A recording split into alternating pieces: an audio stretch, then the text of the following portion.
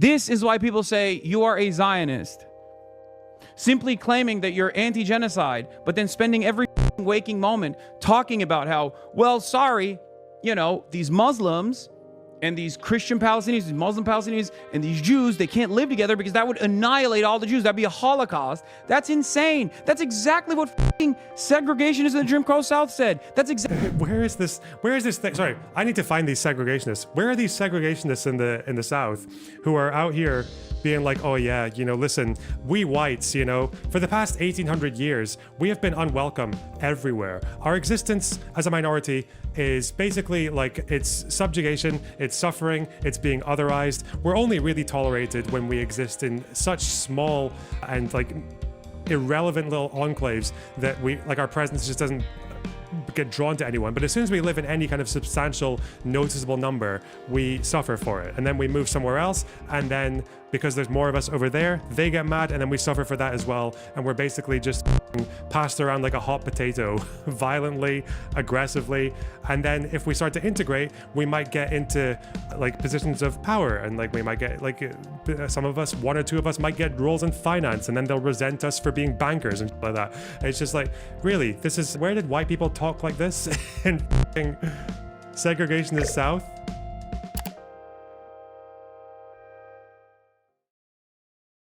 Vaush on Contrapoints. I don't know why you guys are like, oh wow, I used to really like Vaush, but this was the last straw for me. There's no way I could, bro. Like, what? Why are you surprised or disappointed by, like, obviously he's taken, like, I don't know why you'd be surprised by him taking a position like that's like the really far left thing on Israel Palestine. I don't know why, but okay. Contra drama, dude. I don't want to. It's so bad. It's so bad. Everyone's already dunking on her, and they're all already right.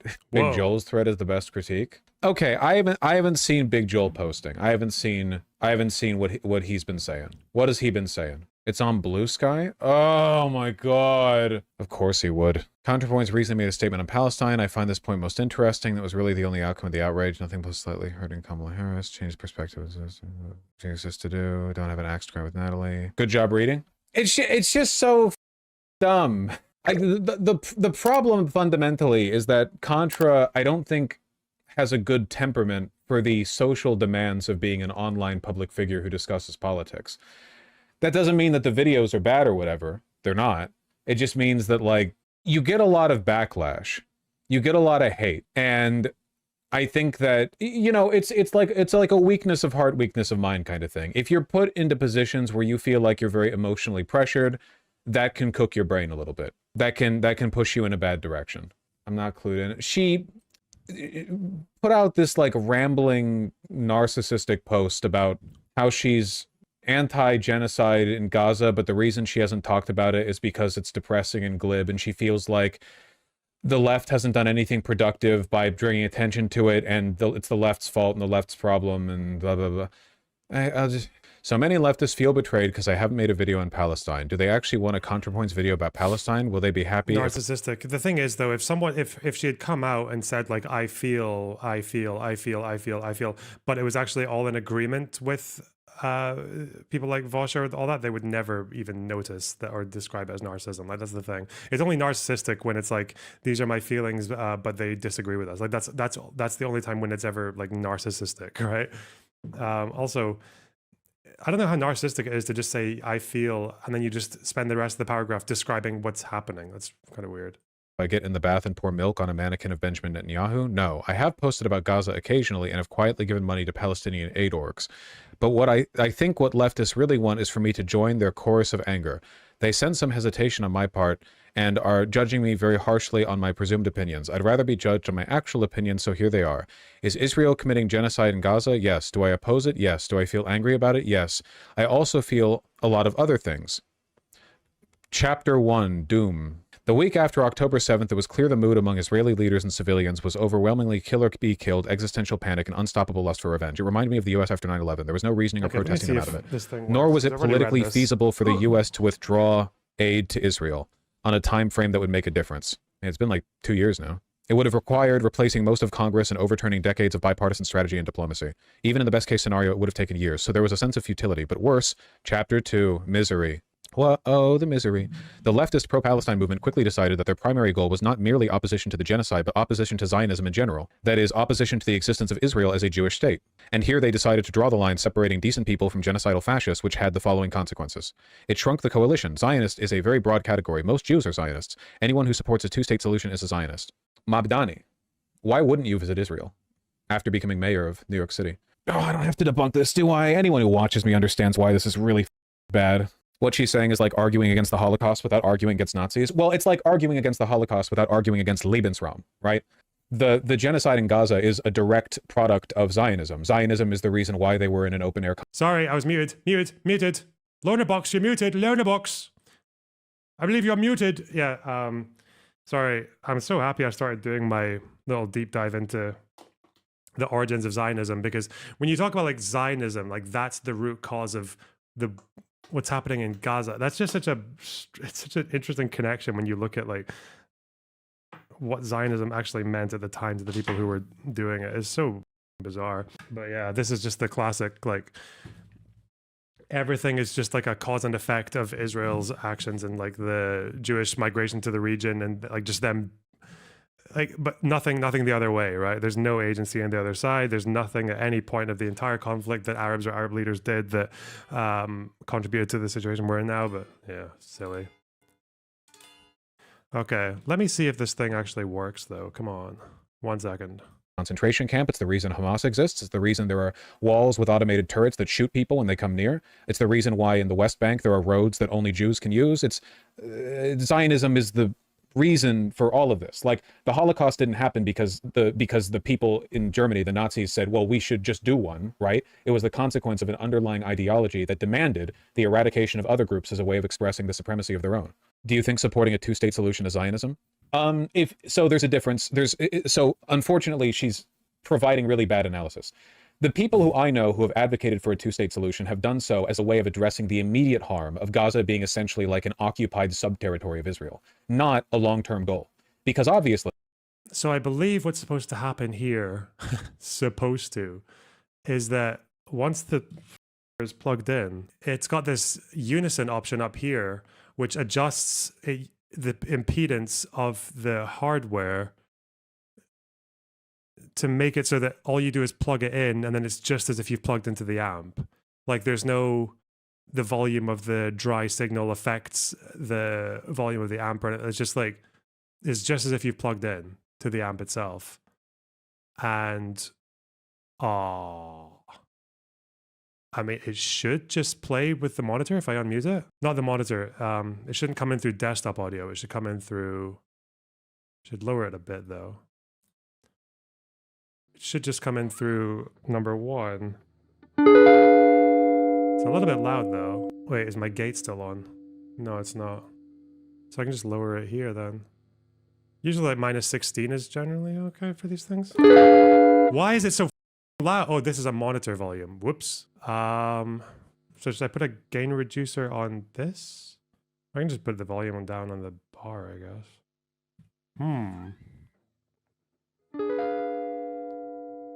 Yeah, and it's like I'm just plugged into the thing. I didn't actually know because I stopped doing this professionally in like 2018 or something. But I feel like this technology has come along really far. This sounds like just sounds like a regular old guitar amp, like with the mic in. Little breakup, it just sounds so natural. And that's not really reaching the volume ceiling or anything, is it? The problem is that the only amp they let you do this with is this stupid Fender Tweed that I've never really given a shit about.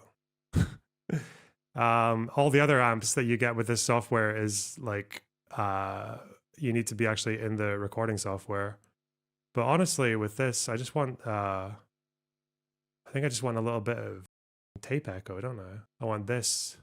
Get it! Just give me a simple warm slap. Yep. Ooh, it's a little bit loud. You're not hearing the echo. Really? You're only hearing the... Wait, so you can't hear a difference with that? You sure? There's a button on the right for printing plugins. What? Where? Where? If I max it out, it should be obvious. How do I put that through? There's a thing to do that with? It's hidden. Is there an option on inserts? Oh, is it this? If I put it to record, does that mean it's gonna start printing? Does that do it? Okay. It's too loud, but I do like it a bit excessive. Oh. Okay. And is it gonna overpower the voice? What plugin / DAW do you use? I'm just using the Apollo right now. Just like Apollo plugins. There's no DAW. If you implemented a two-state solution, you would then still have a Jewish ethno-state. Like, that wouldn't change the fact that Israel, say in the West Bank, or however you drew the lines, right? Israel would still be, in law, Jewish supremacist. Like, the term a Jewish state is a dog whistle, right? Like, when white supremacists say they want America to be a white country, America is already plurality white. What they mean by that, obviously, is an ethno-state. Like, duh. If a member of the AfD says they want Germany to remain a German state, like, let's not be stupid, you know what Do you know what this sounds... this analogy these make, it sounds like the same energy of people who are against any form of like affirmative action or reparation or anything like that for minorities in Western countries, because they're just like, oh, he's literally giving the same energy as like MLK saying, or no, conservatives fucking blasting MLK and saying, oh, I thought we were supposed to just judge everyone by the contents of their characters. Like, that's easy to say when you're not the persecuted minority. It's easy to say when you're not the one who has failed to survive as a minority in like every single state for 1800 years. And that was the case for Jews. So the idea of them wanting a Jewish state in a world where minorities got absolutely fucked like everywhere, like Jewish minorities, it's just, again, like the case for wanting a Jewish state would be so much weaker. And like even Herzl says this, if you read like in the Jewish state, the case for a Jewish state is strengthened. It's strengthened by the fact that, by the experience of Jews over like basically since like the Romans. So I just wish people would like come to terms with that. Like, that's why Kurdistan is a lot more of a legitimate request. It's like a more of a legitimate ask than somewhere like an all-white America, right? Because an all-white America doesn't, like, white people don't need to fear, or even South Africa, right? Because white people clearly don't need to fear a fucking white genocide in South Africa, because we know that like, every allegation about that being a thing is frivolous. Like, a couple of people out of thousands get murdered every year. That's not the issue. It's the same with Palestinians as well. I don't know why Palestinians like would be in the wrong to want to, like, again, if Palestinians get a state, there's no ethnic group that these guys are ever going to accept as the majority other than Palestinian Arabs, right? Like, killed the Boer. Doesn't Vaush explicitly support a Kurdish state with Rojava? But then they would argue Israel's different because they were like settler colonial from somewhere else and all that. But again, even that's not true anymore in the sense, because like, just because you came from somewhere else for some reason, like that's what invalidates your right to a state. Like, I don't get it. Don't get it. It's also what we did in like a lot of, could you apply it to like the Balkans as well? Because like a lot of those countries are the result of groups being moved around constantly, and when groups get moved around, it's often very violent, it's very fucking horrific, and that doesn't necessarily mean that like the state that emerges out of the end of it is something that needs to be gotten rid of or like invalidated or is the supremacist state. It's the same with like Ireland. Is Ireland like a supremacist state because they have like some special emphasis on like the Irish ethnic identity? I love this tone, holy shit. Right. Even if they don't mean only like ethnic German people would be there, what they're talking about is a legal and social prioritization of those groups. Obviously, this is untenable. I don't think ethno-states should exist at all. But at the very least, a two-state solution would take the pressure off, right? It would, in the immediate sense, free the Palestinians from being completely subjugated to Israeli power. So if a person believes in a two-state solution as an immediate harm reduction thing, I don't think that's Zionist. If a person believes in a two-state solution as a long-term goal in which Israel remains a Jewish ethno-state, that would be a problem. And I think that political dynamic would still produce things like this genocide. Because what if it was a Jewish state until the Jewish minority experience is no longer like one of living constantly under threat? What if it's just until that? Because that's fairly long term. Is that a Jaguar or a Jazzmaster? It's a Jazzmaster. You would still have a highly militarized supremacist Jewish state right next to the new Palestinian state with US weapons, with far-right backing, you know, like you get the point? It was politically infeasible. What is the pathway that takes us from the present situation to the dissolution of Israel as a Jewish state? I mean, withholding support, that would be a good start, I guess. Like maybe it would be more difficult for Israel to remain an ethno-state if they weren't backed by the most powerful country in the world who just agrees with everything they do and supports them. Like some kind of actual line in the sand rather than what Biden did, which was multiple red lines that he would lie about, and then when Israel did like cross those red lines, nothing would happen. That would, I mean, it would be a good start, right? Some kind of meaningful political opposition. I don't see how this could happen without either a total internal collapse of Israeli society or else, you know, nuclear war. I wouldn't mind a total internal collapse of Israeli society. They're currently doing a genocide. I don't know. I feel like there are worse things. Like if a country's doing a like, listen, okay? I supported the UN intervention into Serbia, the bombing that we did of Serbia. And what Serbia was doing to the Albanians was nothing even remotely close to what Israel's doing to the Palestinians. So Are we talking about... It's also when you compare the wants of each group and the way that those wants were responded to. With Kosovo. In Kosovo, their demands were quite simple. They wanted political independence. They wanted an independent state where they were already a majority. If that were all Palestinians were asking for, was just like Gazans were protesting for a sovereign state from Gaza and the West Bank, and they wanted to live side by side in peace with Israel. And then Israel was responding to those peaceful protests by fucking shooting everyone, which has not happened, but that's not how... That's not like a thing that's happened yet.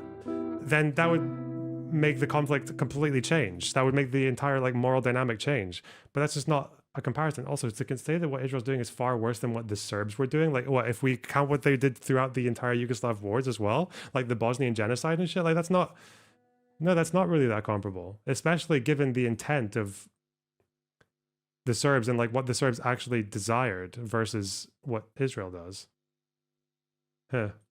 For when should UN warplanes drop, oh, NATO, sorry, not UN, NATO. When should NATO warplanes drop bombs to pacify the aggressors is clearly way the lower than what Israel's doing right now.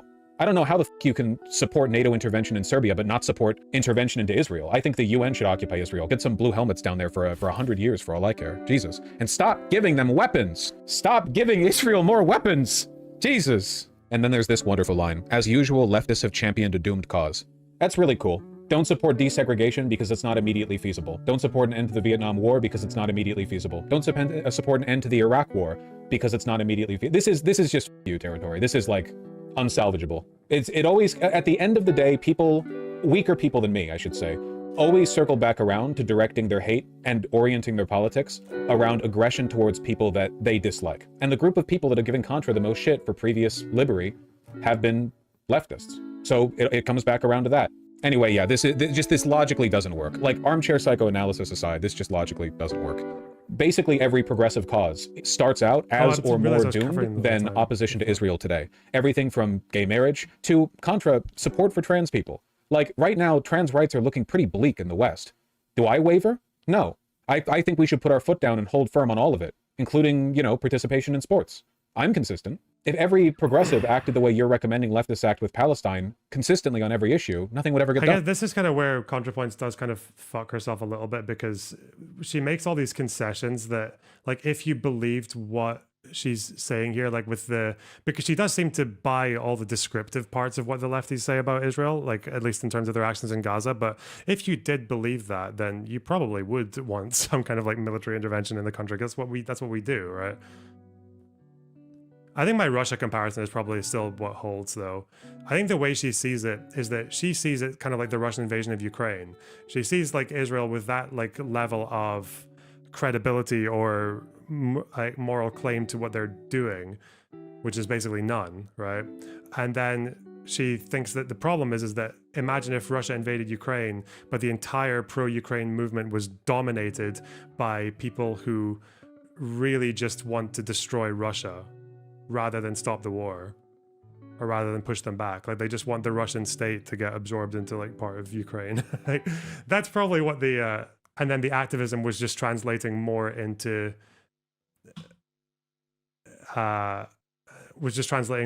attacks on like Russian citizens in different countries. Like, yeah. Also, right now, American support for Israel is lower than America's opposition to MLK. Or I guess what I should say is opposition to Israel is a more popular position than support for MLK during much of the civil rights movement. It introduced dangerous ambiguities. The vagueness of Zionism as a political Satan enables all kinds of rhetorical abuses. MLK was unpopular, therefore anything that's unpopular must be like validated. It doesn't make any sense. Silly. On one hand, right-wing Israelis hold up all anti-Zionist protests as existentially threatening and inherently anti-Semitic. On the other hand, there's a long history of anti-Semites using the term Zionist in deliberately equivocal ways. Yeah, sure, I don't really know what that has to do with the genocide, though. Like, there are some people who do that, and it's bad, and they should be called out. I don't really... Like, people will dog whistle to take an existing cause and manipulate it to serve their bigotry. Yeah, sure, I don't really see what that has to do with the underlying point. Anti-Semites are happy for the opportunity to misappropriate the now popular anti-Zionist label to legitimize their agenda, and many people are not informed enough about anti-Semitism to recognize when this is actually happening. These problems are mutually reinforcing. But there's a difference. See, it is the Zionists themselves who disingenuously conflate Zionism and Semitism, whereas it's the opportunist Nazis who jump on the back of anti-Zionist protests to take advantage of the rhetorical ambiguity that is being created by the Zionists, by the way, and weaponize it in the service of their own ends. Or in other words, the Zionists are doing the bad thing. Whereas with regard to anti-Zionism, it's another group that's trying to co-opt the language. What exactly are we meant to do about that? Or to put it another way, how could you ever criticize Israel without anti-Semites trying to take advantage of it? I mean that. I think that you should do everything you can to excise them from your movement, to make it clear what you mean, to be precise in your definitions. But how on earth could you do that? Zionists put so much effort into conflating Judaism and Israel. Like it's like their main thing. They shield themselves with it. So as a consequence, they make it very easy for Nazis and anti-Semites to, to take advantage of the rhetorical ambiguity. But what is the left? It also makes sense that they. There is definitely a thing where they do try to like piggyback on the existence of Jews like around the world as well. And obviously if you're like Netanyahu, like one of your favorite things is seeing a bunch of fucking crazy pro-Palestinian protesters who are just taking out their grievances on people they perceive to be Zionists, which will often just include like regular Jewish students. Like that's something that Netanyahu would benefit from.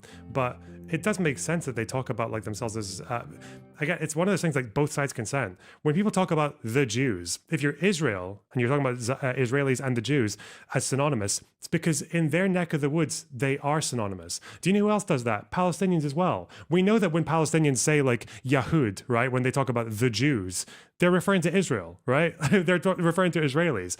Probably when they talk about like how they think the Jews should leave or like the Jews murdered my family, they're probably not referring to like the global Jew. They're talking about the ones in Israel, yeah. But does that mean they're conflating as well? Like when Arabs say Yahud instead of Israeli, are they conflating Judaism and Israel? Like probably not.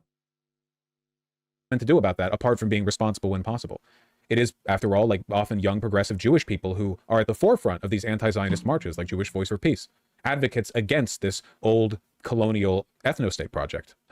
Chapter 3, Dread. The online left has spent the last 20 months distributing hundreds of photos and videos of dead Palestinian children. The main effect of this has been to create a population of people in a constant state of blood-boiling rage with no consequential political outlet. Palestinians share photos and videos. The Western left isn't in Gaza. The Palestinians take those videos and share them online because they don't want their suffering to be invisible. It's not really the left that's creating that media. It's Israel's creating, I suppose, the subject of the media, but Palestinians are the ones documenting it. I don't understand this point. I fear this may be worse than useless. Anti-Semitism and anti-Zionism are conceptually not the same, and conflating them is dangerous, but in practice, the way Israel is perceived does seep out into attitudes about Jews in general. I don't think Jews who feel isolated and wary in the current atmosphere are simply hysterical or hallucinating. Kind of a non-statement. As previously mentioned, there are anti-Semites who opportunistically take advantage of the anti-Israel, anti-Zionist protests, but what does that mean? Like, the conflation of anti-Semitism and anti-Zionism is the policy of Zionists. Like, their goal is to do that. How do you turn this into an anti-left argument? Like, if you're so concerned about the conflation of these two ideas, why is every Zionist constantly screaming it from the rooftops? I would love it if they would stop. I don't think to be honest with you, I don't think Zionism in its current form has much to do with Judaism at all. The underlying project is, of course, based in the, Jewish homeland, Middle East, so on and so forth. But as a political project, the way it manifests, it seems to be largely like a corporate and American Christian evangelical effort, where Jews are weaponized to further or the identity of Jewish people and their needs or perceived needs are weaponized by oftentimes anti-Semitic right-wingers in an effort to promote certain cultural or economic causes. It's, you know? it's like the free association politics. Like you just get a few concepts and then you just kind of like riff off of ones of the other. Corporate. What the fuck, man? A corporate effort. What? This is why I think most of these, the more I have these discussions, the more I think like I normally don't really say the whole thing about like how like you need to know the history matters. I feel like when you have a lot of these discussions, sometimes you do actually just need to bring someone back all the way to like 1881 and be like, okay, what do you think Zionism is? What was the first Zionist? Like, what were they doing? What were they trying to do? Why were they trying to do it? What were their reasons for trying to do it? How was it responded to at the time? Okay. Then what happened in like what happened between the 1880s and 1917? And then from 1917, what were they doing from then until 36? What was the Arab Revolt? I think you need to go through absolutely all of this because otherwise, honestly, I would be more interested in just what someone like Vaush actually thinks about. Like if I were to ask him, just like, can you just write like a few hundred words on each stage of Zionism and the Israel-Palestine conflict? Can you just start with like, okay, what's the birth of Zionism, 1880s to 1917? Theodor Herzl, what was he all about? What were some of the things that he said and believed? How do you think he was expecting it to go? What was the Jewish Agency? What was the Jewish National Fund? What was the Jewish Colonial Trust Fund or whatever the fuck it was called? And then like, what was the Balfour Declaration? Like, what was that all about? What were Jews like under the Ottoman Empire? What was happening between 1917 and say like the mid-20s? Like with what kind of violent events were there between 1917 and 1929? What was the Arab Revolt? I just want to know what they think was happening at each of these stages. Because I feel like the answers you would get, even the 48 War, like can you describe like the build up to the 48 War, the war itself, and then afterwards? Can you just describe like a rough timeline of what happened during the war? Because people can do it quite easily in World War II, right? Like in World War II, you can say, yeah, the Nazis invaded Poland. And they did that because they wanted to conquer Eastern Europe because they believed they had some kind of like racial supremacy and entitlement to the land. Why did they kill all the Jews? Well, because they believed that Jews were at the heart of the failures of Germany in World War I and then across Europe in general, that Jews were a constant threat, that they were a constant like cancer destroying the Aryan race and European civilization. So like you can do all these things and not really know that much about the details of the conflict, but you can easily add these things in. You can build a fairly convincing story about that war and why it happened. And you can also go back to the way that they exploited the Treaty of Versailles and the humiliation and the instability of the Weimar and all that. But if I asked someone to do the same thing for Israel-Palestine, I just feel like the answers I would get are, I need to know, because I feel like I'm forgetting now. I'm forgetting what the average person on this side just like thinks about the entire process. Like, it's not exactly a secret that AIPAC and the ADL and other groups aligned with... But no, I don't think Vaush has shown any indication that he's up for like conversations about this topic. Especially since the what do you call it? The horse incident, the folder. Does LonerBox still deny that Zionism is a colonial project using that definition that it needs a mother country? See, this is why I'm kind of looking forward to outlining my positions on this conflict just like in a more organized way, say like whether it's like video essays or Obsidian docs, because that's like a total straw man. I never said it was not a colonial project because it needs a mother country. That's never been my position. Like that's just a fucking lie. My position is that because of many differences, one of which is the lack of a mother country, that treating it like every other settler colonial enterprise is a lost cause politically. Like it's a lost cause to treat it the same way as South Africa or Algeria or fucking Kenya or anything else. Like it's just not, because the motivations behind the pioneers of the movement were different. The circumstances under which people ended up settling, quote unquote, were different. The international relations that led up to the movement are different. It's like, yeah, that's always been my position. This means not colonial. Like, fuck me. What a stupid fucking straw man. Jesus. Zionism are usually used as bludgeons against the left, right? Yes, there's communal trauma and hypervigilance. Yes, there's disingenuous right-wing ghouls dismissing and censoring all criticism of Israel on the pretext of fighting anti-Semitism. Wait, That's not disingenuous right-wing ghouls. That's the entire Zionist establishment. Literally, like, that is the playbook. It's not just the disingenuous right-wing ghouls. That's the entire, from Democrats, Republicans, that's the main strategy.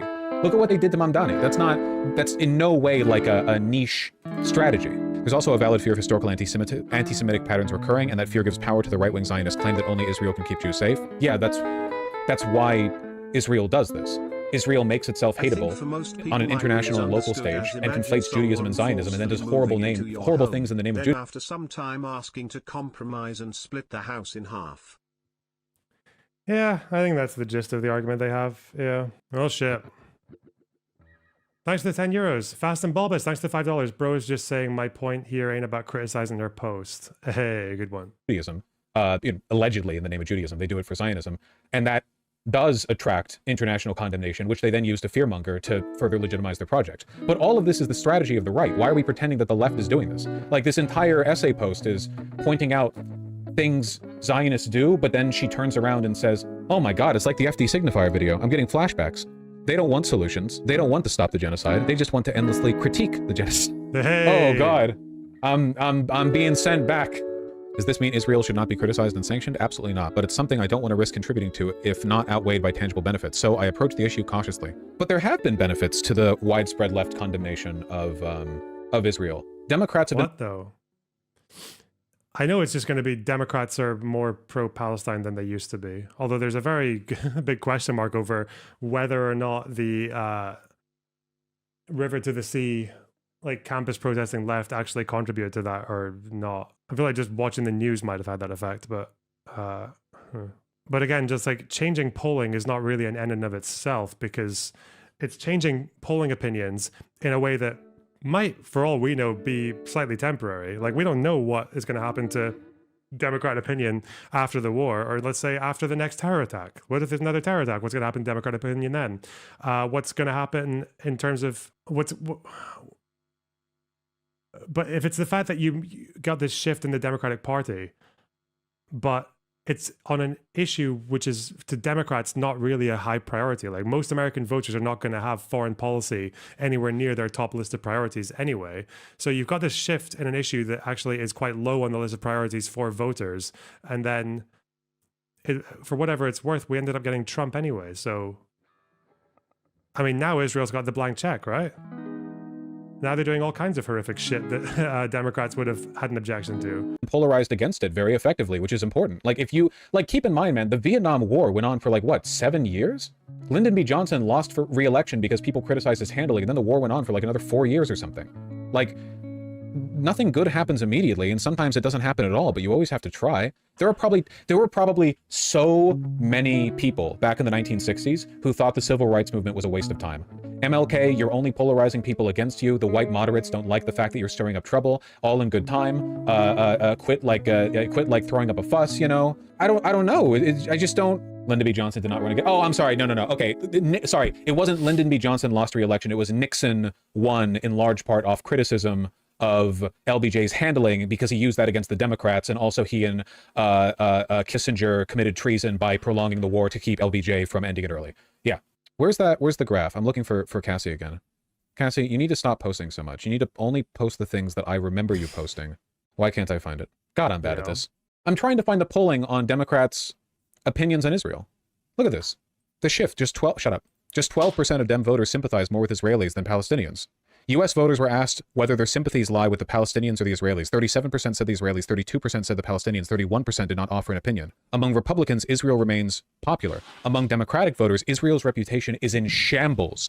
Just 12% of them sympathize more with Israelis. 60% sympathize more with Palestinians. Dude! It's crazy! This is unparalleled! In less than 2 years, a seismic shift! So when Contra says that there's been no consequence of the left making this an issue worth planting your feet on the ground for, I disagree. I think your criticism should lie with the Democrats for continuing to do a very unpopular support, for continuing to support Israel when it's really unpopular with their base. Like, at what point does the blame shift from the left? Like, the left has very successfully made this a generational issue. So at what point do you turn to the Democratic establishment and you say, well, it's now on you for not acquiescing? And if your answer to that is, well, it's never on the Democratic establishment because they were never going to acquiesce, then why believe in politics? Why then never advocate for anything because the system will never change? Then why talk about politics at all? Why not just like roll around in the mud like pigs? Like at that point, is it me or does this reek of privilege? This reeks of privilege largely, I think, because out of interest, when I just looked up those polls, like the head of this was mostly made up of like fairly left-leaning outputs, like Truth Out, or I don't know if Truth Out's left-leaning, but I know that they're a bit alt. Intercept 972, Jewish Chronicle would be the other side. Mondo. I wonder what Pew said. I want to double check what Pew said. The public's views of Israel have turned more negative over the past 3 years. 53% of US adults now express an unfavorable opinion. Up from 42% in 2022. That's really all. 10% increase. After all this is 2025. April. It's also interesting for the far left, like the radical left, to be taking credit for all that as well. Among both Republicans and Democrats, older Americans are more likely to say war between Israel and Hamas is important to them and U.S. interests. The war is important for U.S. national interests, or important personally. More important to Democrats than to Republicans. A slight majority say the war is very or somewhat important personally. They're about equally describing it as personally important. Jewish Americans are particularly likely to say the Israel-Hamas war is important to them personally. Oh yeah, 93%, bro. 93! Americans offer mixed assessments of Trump's handling of relations with Israelis and Palestinians. Dems think he favors Israelis too much. Palestinians too much, 4%. Who the fuck are these people, bro? These are your Ben Gvir fans. 37, not sure. Okay. Negative views of Israel have risen. See, they were already fairly high. There was already a big majority for the youth. I think it's here it's been a big change from the older ones. 43 to 66. Or 53 to 69 in total for Dems. So Dems were already there in 2022. They were already majority negative towards Israel. Now it's just a bigger majority. It's like a consolation prize, you know? It's like you know when your parents put your little art project on the fridge. It's like this, but it's like your 2 years of activism. Put it on the fridge. Especially given that this is probably, and you know, this is why even Hamas talks about this with the necessary sacrifices of their civilian deaths, is that this is like the time. This is the time to get popular support against Israel. And then obviously step 2 is use it to do something. But in America, you're in a stage now where you've got the increase in popular support. It's not actually that big given the immensity of what's happened. And then now we're at a stage where Trump's in office. Religious groups varying. Jewish, obviously favorable. Oh, Jews still have a favorable view towards Israel. White. Oh, when people tell me that evangelicals are the most supportive of Israel, that's actually not true. It's still higher for Jews than it is for evangelicals in April 2025. Huh. Did I just let people pull the wool over my eyes with that one? I feel like this is such a popular talking point where they say the biggest supporters are the evangelical Christians, even though it seems to be at least for this question, maybe these ones are more right-wing than these ones. Muslim, 1981. Little confidence in Netanyahu, obviously. Jewish Americans divided on their views on Netanyahu. This is where Protestants are more like this, so they're more right-leaning. Views of whether Israel and Palestine can peacefully coexist. This matters as well, right? If your views on Israel have changed, that doesn't necessarily tell you that much about, if the left were to take credit for that, like this wing of the left were to take credit for that, you'd probably want to see what solutions they're proposing as well. Like that's a fairly important detail, I would imagine. Kalinda sent a poll. Where? It's not in stream chat or suggestions, which means it's useless to me. What? It's not even my DMs. What? Oh, okay. It's very me focused. It's very like solipsistic. It's very narcissistic. I'm armchair psychologizing, but this is very much like me. You know, I don't know. If people are upset you haven't made a statement on Palestine, all you really have to do is say, I don't really want to cover that topic. It's heavy and you should all know what I believe, but to be clear, genocide and Israel. Like that's not difficult. It shouldn't be controversial to say Is this another poll? Is it newer or Americans grow more divided on US support for Israel? Is this more to do with policy? This would be valuable. Okay. Americans give Israel a lukewarm rating of 50 on a 0 to 100 scale. More Americans now say Israel is playing a negative role in resolving key challenges in the Middle East than a year ago, 54 to 61. Closely divided between those who say current Israeli actions are justified, those who say they are not. Interesting. 27 to 29. Slightly fewer now than in 2024 say that they should support the US military. Nearly half support continuing US military aid to Israel until Hamas is dismantled. This is all Americans, though. I imagine the majority of Democrats probably oppose aid to Israel, right? Democrat, boom! Big drop. Republicans, little drop. For very different reasons, I'd imagine.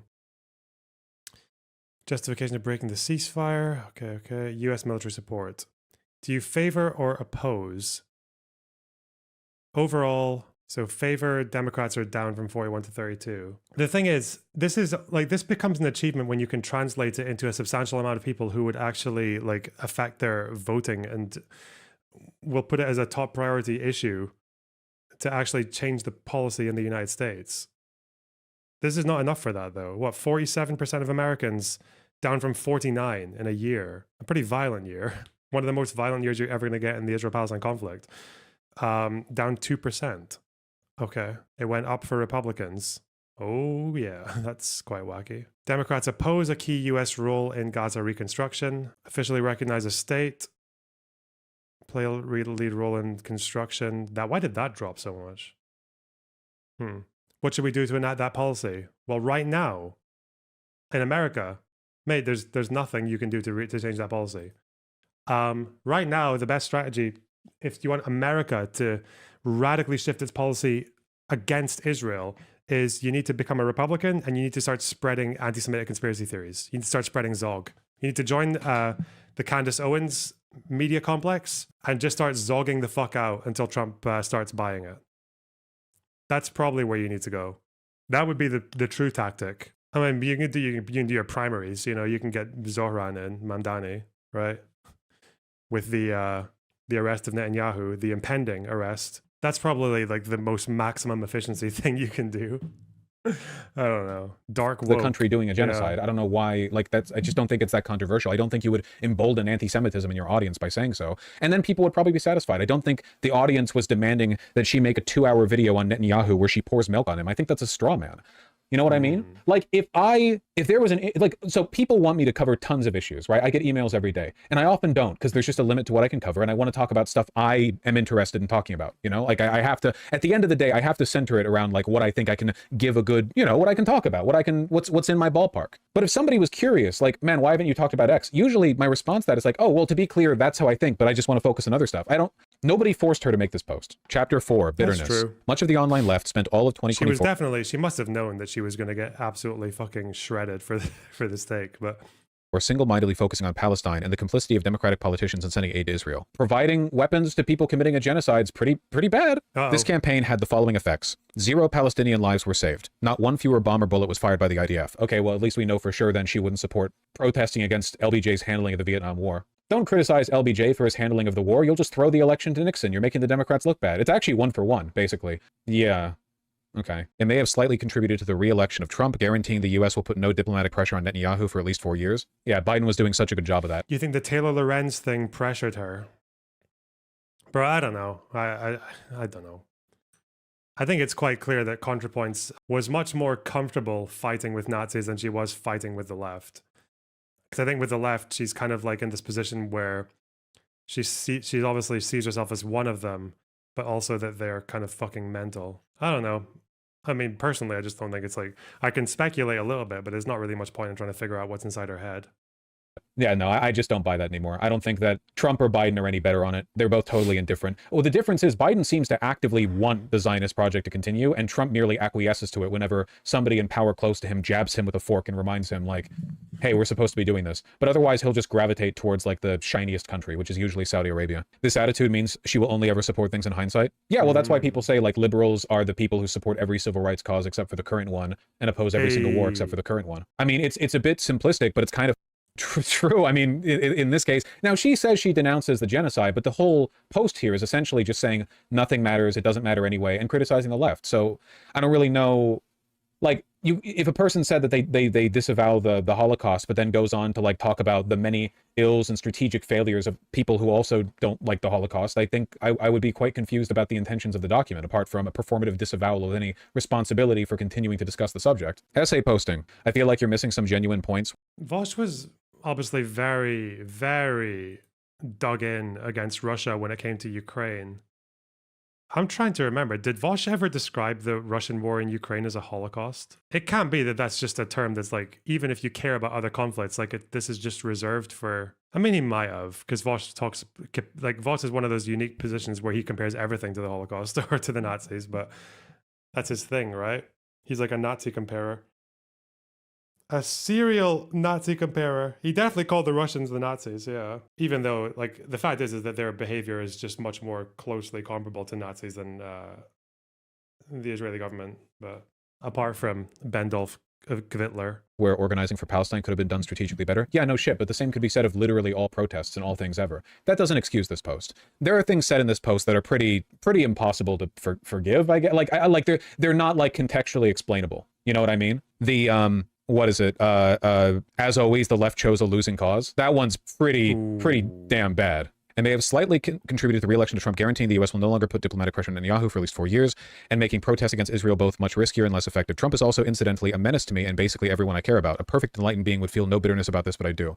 Okay, he said it was a genocide. I'm not talking about whether he called it a genocide. I'm asking whether he called it a Holocaust.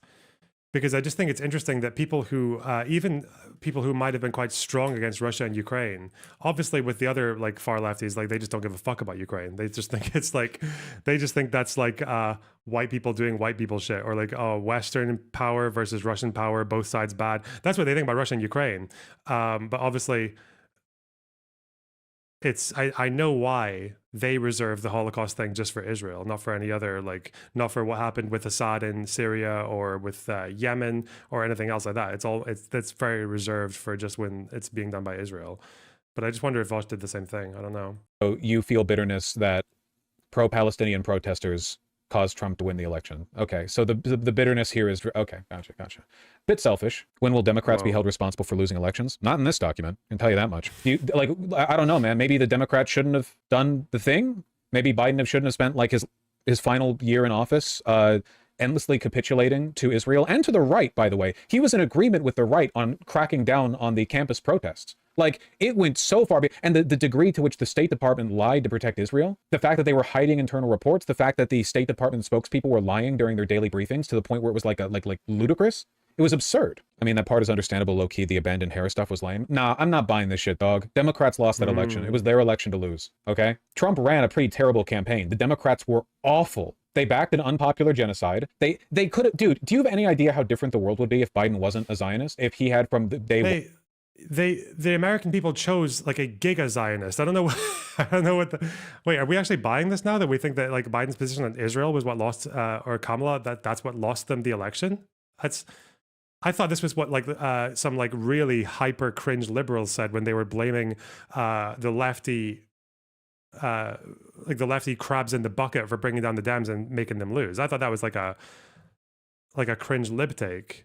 Because I don't even hold that. I don't think it was like the idea that Israel-Palestine caused this like election to swing in one direction or the other is like ridiculous. Yeah, the Michigan posters. But now I guess it's returned. Now it's like actually Biden's Zionism that lost him the election, or Kamala.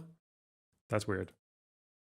Been like, Netanyahu, October 7th was terrible. We are not supporting you if you invade Gaza. Flat out. Like there are a lot of ways this could be handled. What was Contrapoints is it may have slightly contributed to the re-election of, I think this is like may have and slightly. There's like enough qualification here to put this in as a take. I think it's like, I would say like it might have played its little fucking infinitesimal role. Like it might have played its little part. I guess that's the same as what she said. I'm an idiot. Okay. Yeah. It might have been one of like 5 or 10 things. It might have been one of the straws, but definitely not any substantial number of them. Like the inflation was like the big thing, I think. The economy was a big thing. And also Trump's weaponizing of immigration policy. I think that was a big part of it as well. The xenophobia. The best reasoning is it may have demoralized volunteers. Again, it's like, I'm not convinced. I think Americans are selfish. Americans care a lot more about their own country than they care about other countries, which is not even that's normal. It's expected of people. And I think these people who have basically kind of like decided to live their political existences through a conflict in the Middle East that's like thousands of miles away, they're a minority of people. They're a minority of people. The average voter was done with Israel-Palestine like 3 months after the war started. and now it's like, it's breaking news every now and then. It's like, oh, that's still happening. First thing, hostage exchange. By the way, remember, keep in mind, Hamas offered to exchange the hostages like day one, as long as the IDF didn't invade Gaza. They said no. But Biden... Again, Hamas's offer was very ambiguous. First of all, it was civilian hostages, not the soldier hostages. And then after that, it was also the guy constantly fucking equivocating on whether or not he wanted even civilian hostages, because there was a definition of civilian that he wasn't really willing to offer. Because all these like Hamas guys like to say, oh yeah, but there's a lot of reservists, and some of them have carried out conscription in the past. It's like, this is not a serious proposal. It's not a serious proposal. Even if it were, you can't just like break into a sovereign state's territory, kill over 1,000 of their people, take hostages, and then just use those hostages as a way of saying, yeah, please don't retaliate. Here you go. Because now you've just told every fucking Middle Eastern force that all you could have to do is kidnap a few people, and then you've got carte blanche to do whatever, fucking raise whatever hell you like. Imagine if Hezbollah, day 2, all right, we're coming in. As long as we kidnap one person, we just kidnap a few people, we'll be all right. We can just say, listen, okay, that was a good pop. We had a good pop at you. Listen, just leave us alone, okay? Just don't respond to us, and we'll give you the hostages back. Fuck me. Like the revolving, and then they can just do it again. Try and like just keep going, popping off until like one of these border crossings like aligns with the stars, and a bunch of other forces come in at the same time, and then they actually achieve their goal. Sorry, Bob, that's just not how conflict works ever. Capitulated, enabled on every level what Netanyahu did, with essentially no pushback. All the pushback that I was assured was happening by centrist Democrats was behind the scenes, deftly maneuver. You know, the Biden was really holding Netanyahu's feet to the fire, and then he debated Trump, and it turns out that Biden was an incoherent, you know, gibberish speaker the entire time. He wasn't holding anyone to anything. He was barely aware of what was going on. Of course, it's 100% the Dems' fault, no doubt, but they didn't help. Come on. If you say it's 100% the Dems' fault, that means it's nobody else's fault. Sorry, maybe the Dems shouldn't have supported a genocide and ran a terrible campaign and ran a candidate who was so old that he couldn't speak properly, and then ran another... Hez did do that in the 90s and 2000s. Yeah, and that was a failure of Israel that made Hezbollah do that, right? Hezbollah, at least in the 2000s that I'm aware of, Hezbollah would kidnap Israeli soldiers, and then they would exchange them for prisoners who were in Israel. But then the problem was that when Israel pulled out of Lebanon, it was Barak who said, yeah, if you fuck with us, you are going to expect an immense response. And then Hezbollah attacked. There was no immense response. And then Sharon was like, yeah, if you fuck with us, we're gonna come with a big immense response. And then he didn't do one either. And then it was only when Olmert came that Hezbollah basically got too fucking comfortable with these cross-border operations, to the point where there were only, in Lebanon's view, there were only 3 prisoners left. There might have actually only been 2. And these were like, one of them was a mass murderer, and the other one was someone who was set for release within the year anyway, or a couple of years, because he was a spy. He was an Israeli Arab spy, I think. Yeah, these were the people. And Hezbollah still were so comfortable with the lack of response from Israel that they just launched a border raid anyway. And then like 8 people died, and then Israel actually like launched their attack into Lebanon. And Hezbollah was like, oh shit, I thought we could just get away with this forever. Follow-up candidate in the last few months that made a point of not breaking with Biden on any issue, no matter what. And maybe Biden shouldn't have had staffers that were protecting his reputation from the public and keeping him from actually doing his work because they didn't want to show how incompetent he was. And maybe blah, blah, blah, blah, blah. Oh my God, dude, the Dems put us where we are. We knew the Republicans were evil, okay? At some point, you have to blame the Dems. And sure, blame the Republicans too for being evil. I do. I'm not one of those like lefty types that refuses to criticize Republicans. The majority of criticisms I offer are of Republicans. But right now, the best chance we have at moving in a new direction for this country is Mamdani. Mamdani, to a lesser extent, Bernie and AOC, we need something different from the establishment, from the norm. And Democrats are the ones fighting like hell to keep that from happening. Why is it bad for Jews to have a state, but not for Palestinians to have a state? You don't understand. To exist as a Jewish state, that's a dog whistle for an ethno-state. If Palestine was an Arab ethno-state, that would also be bad. And I don't think that America should give hundreds of billions of dollars of weapons to an Arab ethno-state. Is that fair? Yeah, that makes sense. Nice. I mean, America does, right? Like, America does. Again, the problem is like, it's so much easier to have these complaints when you're not in a situation where your ethnicity and your demographics are a big problem for you. Even when Arabs don't need to worry about this, a lot of their constitutions do actually have, like, this is an Arab state and like the religion is Islam. And like, they do have these like preferences laid out in their constitutions, often in their practices, like fucking Lebanon. But when you're one of those minorities, whether you're a Kurd or if you're a Druze or like a Jew, then you are going to have to, your demographics and especially when it comes to statehood, they are going to matter. They're going to matter massively. I'm Indian. America hasn't stopped giving billions to Pakistan since before I was born.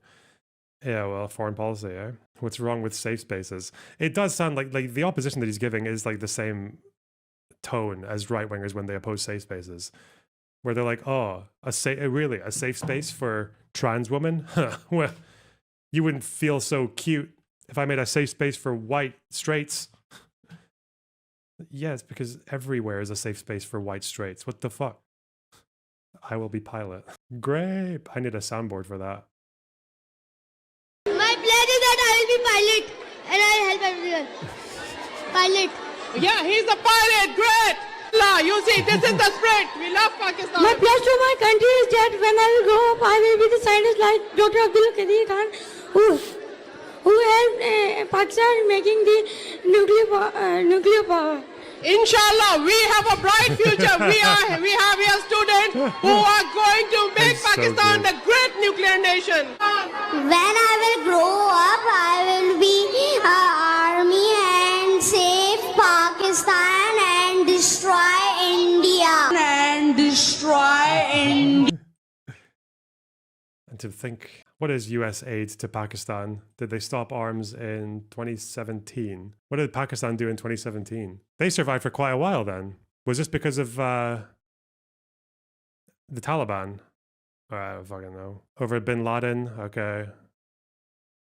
Damn. Just get a Bin Laden to hide in Israel. None of this is the fault of Palestinians, of course, who are overwhelmingly the victims here. I hope that someday American policy will shift in their favor, and I will continue to support that cause. But you're very loudly not supporting that cause, Natalie. That the whole point of this post is that you're not... the whole post is disavowing and denouncing and criticizing the efforts that have been made by the left to support American policy shifting in the favor of the Palestinian people. I don't... This is just incoherent. I don't know what she was thinking with this one.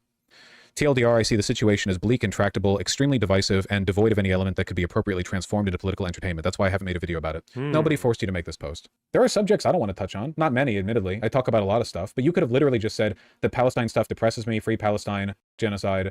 I don't want to make a video on it, because what am I supposed to say? Am I supposed to drizzle milk over Netanyahu? No. And everyone would get it. And to any of the people who were still giving you shit after that, you could have just ignored them. You have a huge audience. She has some Twitter arguments that probably caused this. Yeah, like Contrapoints has been posting and suffering the consequences of posting for longer than I've been doing stuff on YouTube. I'm aware of how her playbook works, you know? She puts forward a thought, it gets misinterpreted by some people, she overreacts to the misinterpretation, gets really in her head about it, gets depressive, retreats, and then sometime shortly thereafter comes out with like a gigantic response that, depending on how much thought she put into it, either gets received well, like the canceled video of hers, which is excellent, or poorly with this. The problem is, I wonder if like saying nothing would have been all that helpful as well, because wasn't Tom York's whole thing saying nothing, and he was getting lambasted for that as well. Your silence is deafening, Tom York. Yeah. And boy, have people received it poorly. Hopefully it goes without saying these are just my thoughts. I'm sure other bread tubers have different opinions. Well, these were probably written from a dark place, but they're also pretty defensible. So, pretty much everyone's dogpiling her except for Ethan Klein, who's very keen on it. You can take whatever you want from that. I don't, Threlixate. Why can't my left be normal, man? I mean, wait, where's the it's Ethan contra Klein post, left, though? Not to besmirch the videos, but, you know, liberal, left, progressive. So much of a person's political disposition has nothing to do with what they believe and everything to do with what they do, right? Like, there are lots of ostensibly progressive people who believe in stuff like gay marriage and trans rights, who at some point in the past few years have decided that the true enemy to the rights for gay and trans people are those over-the-top trans people, you know what I mean? The ones who wear leather harnesses outside or are embarrassing online about their sexual predilections. They get it in their head, you know, this is I mean, Contrapoints has talked about... Social liberalism isn't socialism. With the fucking weirdest spelling on social liberalism. Okay. What did Mr. Piker say? Do I want to watch 10 minutes of this? Oh my god. Fuck. There is a 3-minute on LSF. But that might be cruel of me. Does he read out the thing here? No, he doesn't actually read it that much. Okay. Go on. But yeah, of course, The signature fucking sigh. It's like in the sitcom where the audience claps and cheers whenever he does it. That's our guy. podcaster Ethan Klein voices support for Contrapoints on his Instagram story. It is important to remind people that there is space to be anti-genocide, but also against annihilating Israel. Trauma Thank you, slot, Contrapoints. yes. It's important to remind people that there is space to be anti-genocide, pro-Palestine, but also against annihilating Israel. It is my belief that any lasting peace must have two elements, Palestinian self-determination and secure borders for Israel. Without both, peace fails. Many leftists would rather focus on purity tests and social credits than having a meaningful and realistic conversation about creating a lasting peace. The reaction to your post will prove my point, unfortunately. This is the other side of the thing with this post is that Ethan is usually he's a tendency to be a kind of like clumsy, foot in mouth, just like makes like stupid mistakes, says a lot of things that are just kind of like wrong. And so, but this post is actually completely uncontroversial. Right? It's just like it's just the most agreeable thing, maybe for me anyway. But Palestinian self-determination and secure borders, yeah, it's just standard fucking Mandela messaging, you know. the story, annihilating Israel. Dog, you're a fucking Nazi, okay? When you say annihilating Israel, what you're talking about That is came out of nowhere. the perspective that Israel should have democracy for everyone. Israel should not do an ethnic cleansing, and Israel should allow the Palestinians, who literally it occupies every fucking facet of existence of. So what do you think? Like, is the West Bank and Gaza just like? Does it have to be Israel now? Is that what we're saying? Are we doing the UT Posidatus Juris fucking shit where? Stupid. This is also when I think having support for the two-state solution rocketed in the West Bank lately as well. Support. You're a fucking Nazi. I don't know if this was actually. Where did this come from? Might be wrong. Let's see. Might be an unreliable source. Where's the polling? They want a one state. Yeah, I know. Regardless of what the people who live there believe, right? The imperialoids. This is saying 40% of Palestinians support at recent polling. Where was the one where the West Bank saying it was like quite high? Was that just like a dud poll or? Gaining momentum again for Israel and the Palestinians, does it have a chance of success? Again, this is also, not to mention, that this all happens when there's like no fucking peace process on the table, right? Like Hamas doesn't want to recognize Israel ever. Abbas is still, like the official PLO, PA position is still two states, I believe. Where are we expecting this one state democracy to come? It's so dumb. Fuck up. Breathing room, okay? Meaningful existence. Treat them like fucking human beings instead of a parasitic force that must be excised. That is the only binary. Is unacceptable. Why? Because you're a Zionist. And you have the exact same hysterical fear that is rooted within Islamophobia and ethno-religious supremacist attitudes. Palestinians and Jews can never get along. Palestinian Muslims, Palestinian Christians, and Jews can never live in the same place. That is exactly what people said in apartheid South Africa. Black people and white people can't live side by side. That's exactly what people said in segregationist South. The difference is that people wanted to live side by side in South Africa. Like that's what the black South Africans wanted. That's what they were asking for. Actual psychic damage. Bruh. Must be Islamophobia. It's Islamophobia when you acknowledge that even Palestinians don't want one state with fucking democracy for both groups. In the Jim Crow South, that's what they said against the abolition of slavery. Anti-Semitism being a real bigotry does not change this dynamic. Of course it fucking does. How can you be so fucking stupid? That's why there's a difference when it comes to white people worrying about being a minority in South Africa compared to Jews fearing it in the Middle East. If one bigotry is real and the other one isn't, like if anti-white racism is not as much of a concern as anti-Semitism, of course that changes the dynamic, you fucking loser. What the fuck? Of course it changes the dynamic because one group has a legitimate fear of being a minority and the other one doesn't. This is why people say you are a Zionist. Simply claiming that you're anti-genocide, but then spending every fucking waking moment talking about how, well, sorry, you know, these Muslims and these Christian Palestinians, these Muslim Palestinians, and these Jews, they can't live together because that would annihilate all the Jews. That'd be a Holocaust. That's insane. That's exactly what fucking segregationists in the Jim Crow South said. That's exactly. Where is this thing? Sorry, I need to find these segregationists. Where are these segregationists in the South who are out here being like, oh yeah, listen, we whites, for the past 1800 years, we have been unwelcome everywhere. Our existence as a minority is basically like, it's subjugation, it's suffering, it's being otherized. We're only really tolerated when we exist in such small and like irrelevant little enclaves that our presence just doesn't get drawn to anyone. But as soon as we live in any kind of substantial, noticeable number, we suffer for it. And then we move somewhere else. And then because there's more of us over there, they get mad. And then we suffer for that as well. And we're basically just fucking passed around like a hot potato, violently, aggressively. And then if we start to integrate, we might get into like positions of power. And like we might get like some of us, one or two of us might get roles in finance. And then they'll resent us for being bankers and shit like that. And it's just like, really, this is where did white people talk like this in fucking segregationist South? Bruh. Where were the whites who were like, listen, I don't think integration into these societies as a minority is going to help us. I think they're still going to hate us. They're just going to resent us for different reasons. They're going to resent us for our successes rather than our failures. And then like they're still going to come down on us like a ton of bricks. And then like 50 years later, the fucking Holocaust happens. But where's the white segregationist equivalent of that? Exactly what David Duke says. Yeah. Okay? About black people, about Jews. Yeah. It's fucking insane. Oh, we just want secure borders. Like how? You're using the same terminology that Trump uses when he's talking about Mexicans invading the country. How does that not read for anyone else? Because right-wingers use secure borders to justify inhumane actions. That means the concept of a secure border is like immediately invalid. Yes, well done. Isn't this the guy who literally... So fucking dumb. Because there are a lot of liberals out there who are just like completely rudderless and have no capacity to analyze the situation. None have at all. no way of understanding that like they are unironically defending the exact... That was analysis, by the way. Secure borders is important. That's analysis, by the way, to say secure borders. Oh yeah? Well, the last time I heard someone say that, it was a Republican saying secure borders so that they could terrorize fucking migrants. Well, it must be bad then. Must be that everyone who wants a secure border somewhere is a piece of shit. Nazi. Fuck off. Oh, God. That's the analysis.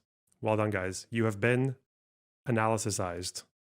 That's my get for watching Vaush for 10 minutes. Same types of bigotry that they despise when Trump does it to their friends and their neighbors.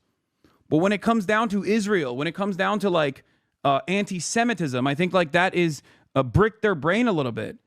So they don't see it in the same exact vein. Yeah, because you're the one who's acting as if anti-Semitism and anti-white racism are suddenly equally valid, Hasan. Yeah, of course people see them a bit differently. It's just very strange that you don't. I don't get it. I really don't understand it. It's so fucking batshit. But that's where we are now, right? Like, this complaint from Hasan only works if you think that they're the same, that they're equally valid or invalid. Oh, it's different? Why is it different? No Why idea. can't Muslims, Christians of Palestinian background live alongside Jews in a singular, solitary, secular state? Why does this have to be an ethno-state? I need you guys to understand. This is why I think history is very important. Oh, yes. To learn so we do not repeat the lessons, okay? What the fuck is he about to say here? Okay, we're about to hear some ahistorical shit, guys. What's he going to say? I don't even... Every single historic fascist movement has always packaged its ideology with reason, okay? The Nazis didn't say we have to kill the Jews because we're evil and these guys aren't actually doing anything, but we love killing them because we're evil and we just like want to kill Jews. They didn't say that.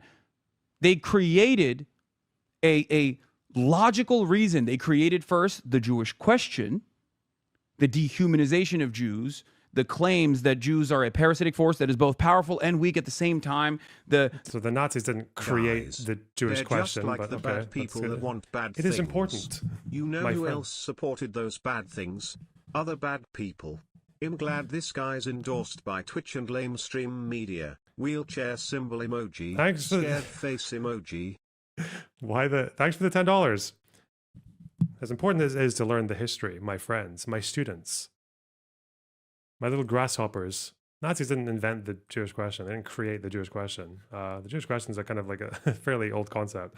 They obviously piggybacked off of modern concepts of anti-Semitism that were very different from religious anti-Semitism. But okay. The idea that Jews are taking down the German state by engaging in degeneracy in the halls of academia, controlling the money supply, all of this stuff. And this is the same as Jews saying that when we live as a minority in the Middle East, we get fucked. What? Bro. And then, after decades of dehumanization that also even predated Germany itself, of centuries of dehumanization and anti-Semitism, they were able to captivate enough people. They were able to basically take advantage of that pre-existing historic anti-Semitism. That is precisely what you're advancing when you talk about Palestinians in this way. Okay? First, you present an issue with the conclusion of the argument in mind. Okay? You create a fake issue. You say Jews are ruining society. Okay, the economic volatility that you're experiencing is because of the Jews. Then you keep just saying Jews are responsible for everything. Okay, all of the wrong, everything that you're experiencing. And then you have to solve this problem, right? And then you learn that if you just say Israel is responsible for everything wrong in the world, then you become woke. That's what happens. But the problem never existed. First, you create the Jewish question. Then you have to have a solution for the Jewish question that you created. And that solution is the Holocaust.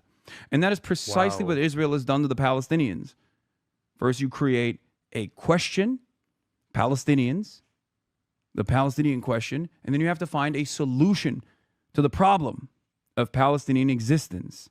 In America, there's a different version of this, obviously. Immigrants, non-white immigrants specifically. Create hysteria around it. Keep hammering the point that they're violent criminals. Keep saying that they're animals. Keep saying that they're ruining society. As material conditions worsen, there are more and more people that are angry, resentful, frustrated, looking for an alternative, looking for a reason as to why they feel this anger. And one side doesn't actually respond to any of those frustrations, those economic anxieties, the Democrats, of course. And then the other side turns around and says, you're feeling all that anger and resentment, and that's good. It's because immigrants have taken your social... It's like when the Jews... in the early years of the British Mandate in like 1920, were at a protest in Jerusalem, and then there was like and then it descended into a riot against Zionism and their presence there. This is also at a point when the Balfour Declaration is still like fairly new. There's still like a bit of dispute over what's really going to happen to all the land. Most of the land currently owned by Jews at this time is purchased from empty land. This is before the surstock purchases and all this kind of like eviction shit.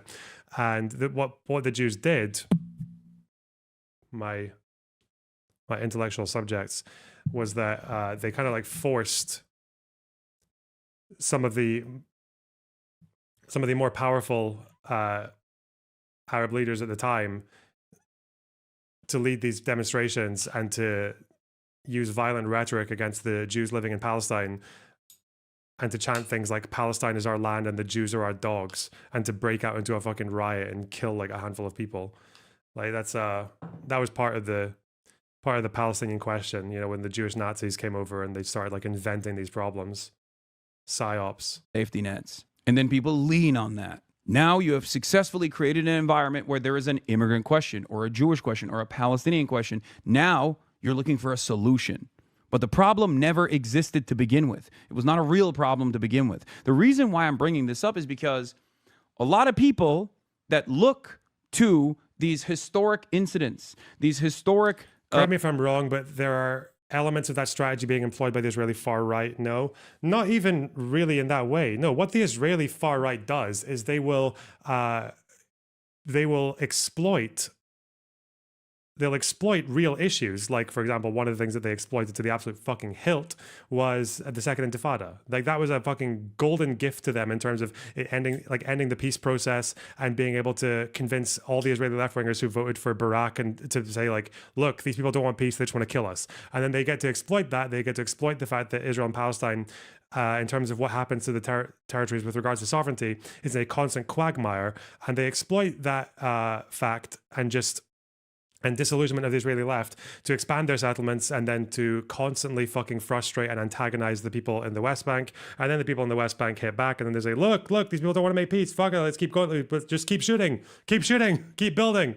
Like that's what the Israeli far right does. It's not even like, it's not anything to do with some kind of like, at least I don't know which Israeli far right people have the same, like the equivalent of the Nazi Jewish question where they're talking about like the innate biological fucking racial inferiority of Arabs in the sense that they like are such a, that they need to all be fucking like killed and that's like the only solution. Yeah, I don't know if that's necessarily how they do it. What they do is still gross. It's just gross in a different way. It's like, yeah, because these groups across history are different. People commit atrocities for different reasons.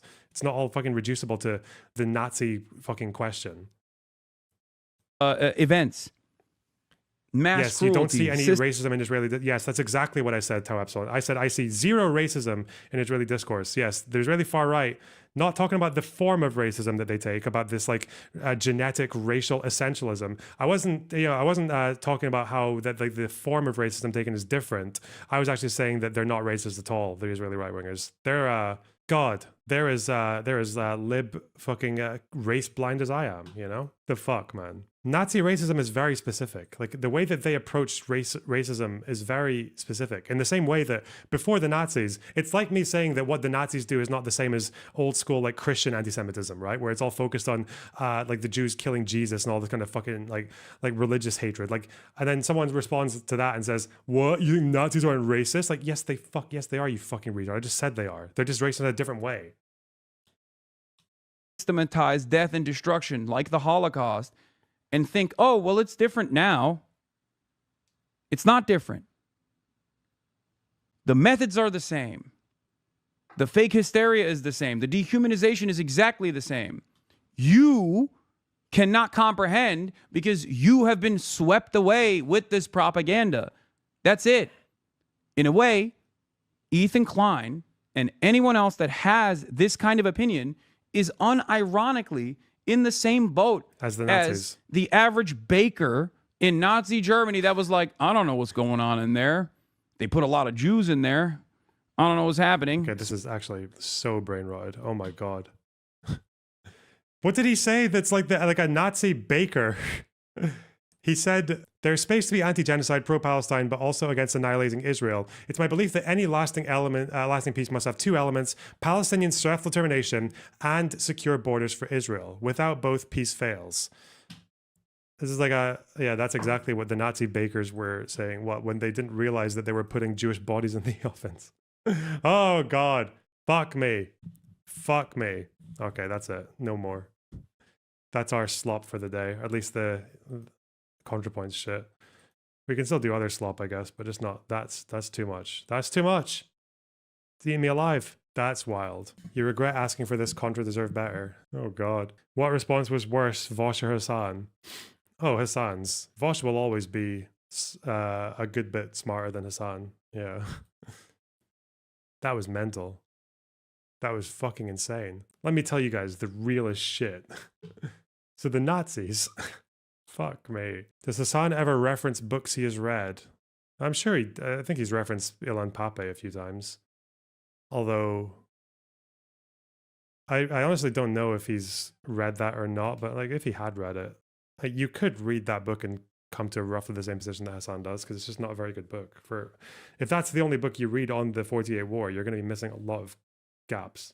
Especially with the little fucking prelude that leads you up to the war itself, like the mandate period. Who knows? He referenced Avi Schleim. Yeah, but the Avi Schleim reference is clips. He clearly didn't understand Schleim's work on the thing that he was talking about, because until that point, he bought the idea that it was the Zionist bombings that caused people to leave Iraq.